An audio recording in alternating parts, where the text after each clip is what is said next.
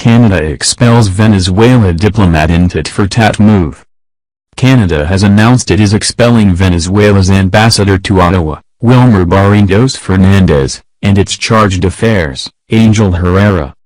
Foreign Minister Chrystia Freeland said the move was in retaliation for the expulsion of its most senior diplomat from Caracas over the weekend.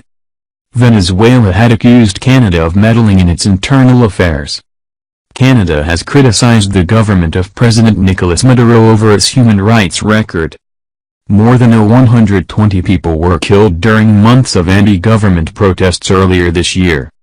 Canadians will not stand by as the government of Venezuela robs its people of their fundamental democratic and human rights, and denies them access to basic humanitarian assistance, said Ms. Freeland in a statement. We will continue to work with our partners in the region to apply pressure on the anti-democratic Maduro regime and restore the rights of the Venezuelan people. Ms. Freeland said Mr. Barrientos was already abroad and would not be allowed to return, while Mr. Herrera had been asked to leave. Canada had already imposed sanctions on senior Venezuelan officials in a move which angered the Venezuelan government. The head of Venezuela's powerful Constituent Assembly, Delcy Rodriguez, announced on Saturday it was declaring Canada's charge d'affaires to Caracas, Craig Kowalik, persona non grata.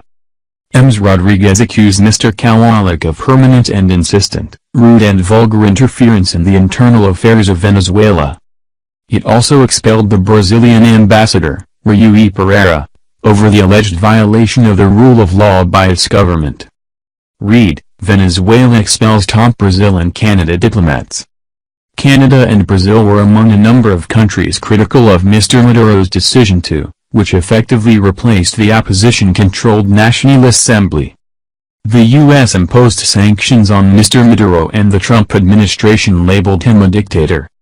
The opposition has accused Mr. Maduro and his predecessor, the late Hugo Chavez, of destroying the country's economy with their socialist policies.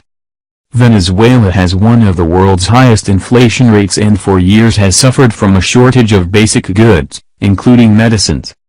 Mr. Maduro's 6-year term ends in 2019. He is expected to stand for another term in elections scheduled for next year.